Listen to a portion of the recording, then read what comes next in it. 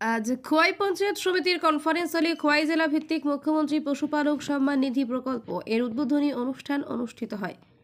প্রদীপ জ্বালিয়ে অনুষ্ঠানের শুভ সূচনা করেন ত্রিপুরা বিধানসভা সদর তথা বিধায়ক পিনাকি দাস চৌধুরী। অনুষ্ঠানে সভাপতিত্ব করেন খোয়াই জেলা পরিষদের সভাধিপতি অপর্ণা সিংহ রায়।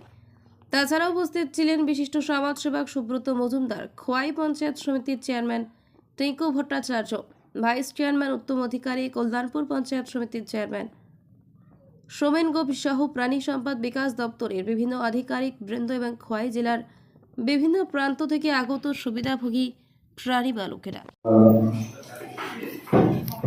ত্রিপুরা সরকারের সহযোগিতা এবং খোয়াই জেলা আরটি দপ্তরের উদ্যোগে পশু সম্মান নিধি যে অনুষ্ঠান,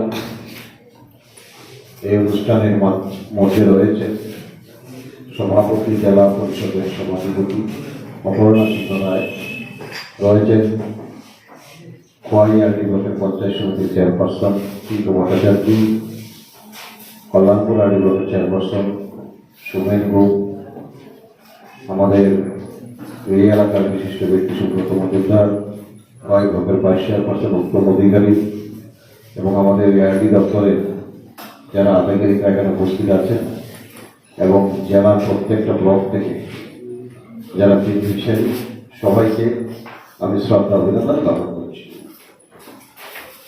আমরা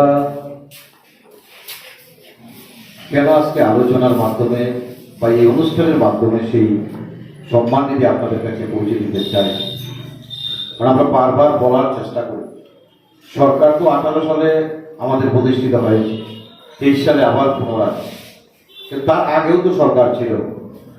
আমার প্রশ্ন এই জায়গায় থেকে যায়, আগেও তো নীতি দপ্তর ছিল, মন্ত্রী ছিল, মুখ্যমন্ত্রী ছিল। আমরা তো এই ধরনের চিন্তা ভাবনা করার জন্য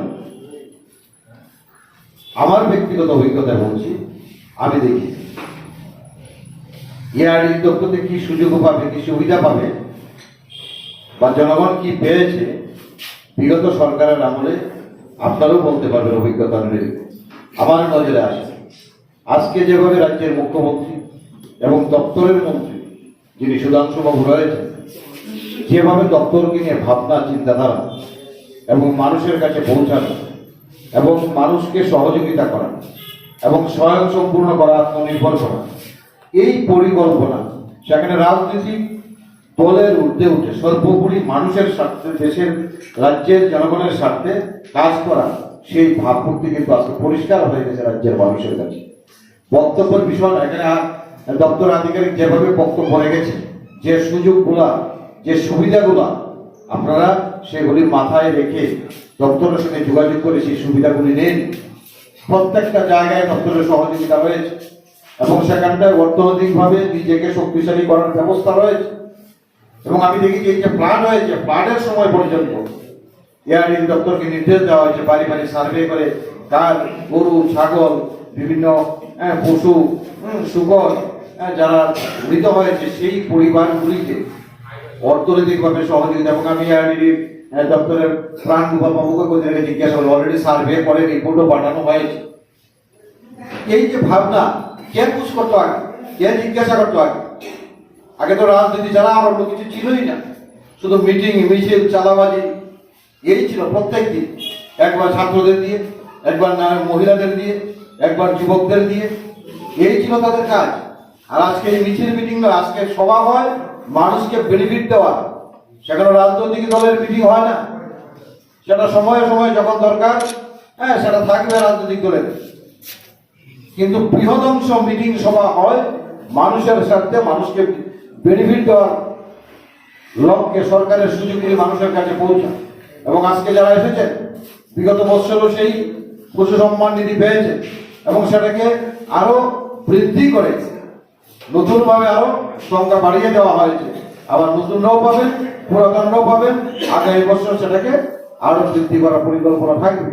শুধু পশু সম্মান নিধি নয়, আজকে যারা ফিশারির সঙ্গে যুক্ত তাদেরকে সম্মান নিধি দেওয়া হচ্ছে ফিশারি দপ্তর থেকে, ত্রিপুরা সরকারের সহযোগিতা। আজকে যারা এগ্রিকালচারে যুক্ত আচ্ছা কৃষক সম্মান নিধি, এগুলি আমরা শুনিনি কোনোদিন, এগুলি শুনুনি কোনোদিন। হ্যাঁ শুনেছি, সামাজিক ভাতা কিছু কিছু শুনেছি, যারা স্বামী রয়েছে অথচ বিধবা ভাতা, যারা গান বাজনা জান না তাদেরকে শিল্পী ভাতা, মানে পার্টির ক্যাডার দেখে দেখে অথচ যুক্ত নয় তাদেরকে নামে পথে সেখানটায় পাইয়ে দেওয়া হয়েছে। আর আজকে সেগুলিকে সেই সঠিকভাবে যাতে মানুষ পায়, তার যোগ্য সম্মান পায়, তা বিচার বিশ্লেষণ করে সরকার কিন্তু সেই জায়গায় সুযোগ করে দেওয়া হচ্ছে। আজকে কিন্তু সেই ব্যবস্থা নেই। সামাজিক ভাতায় বলুন, যারা আজকে বিধবা, যারা আজকে বয়স্ক, যারা আজকে পরিত্যক্ত, যারা আজকে পরের বাড়িতে কাজ করে, সেই কাগজপত্র দেখেই তাদেরকে সেই সুযোগ দেওয়া হচ্ছে। আজকে যারা ফিশারির সঙ্গে যুক্ত তাদেরকে সেই সুযোগ দেওয়া হচ্ছে। আজকে আপনারা যারা এআরডির সঙ্গে পশুপালনের সঙ্গে যুক্ত, এই সুযোগ করে দেওয়া হচ্ছে এবং অনেক বেনিফিট রয়েছে। এই জায়গায় আমি বলবো